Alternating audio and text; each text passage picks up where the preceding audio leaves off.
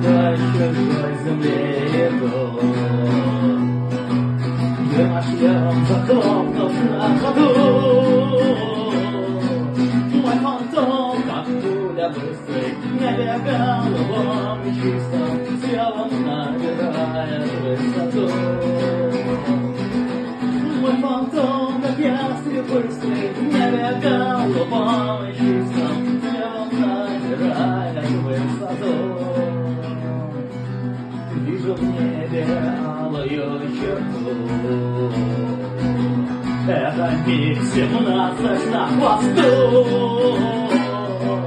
Видел я, как ищут с Богом, понеслись навстречу с Богом. Мой фантом теряет высоту. Видел я, как ищут с Богом, понеслись навстречу с гробом. Мой фантом теряет высоту. Но дома ждет меня жена. Может быть, сейчас другим она. Мы воюем во Вьетнаме с узкоглазыми скотами. Нам победа здесь не суждена. Мы воюем во Вьетнаме с узкоглазыми скотами. Нам победа здесь не суждена. Ночь ползу по проклятой земле. Молодым обидно умирать. Будут молиться, молиться, будут лбом о землю биться, снова заставляют воевать. Будут молиться, будут лбом о землю биться, снова заставляют умирать.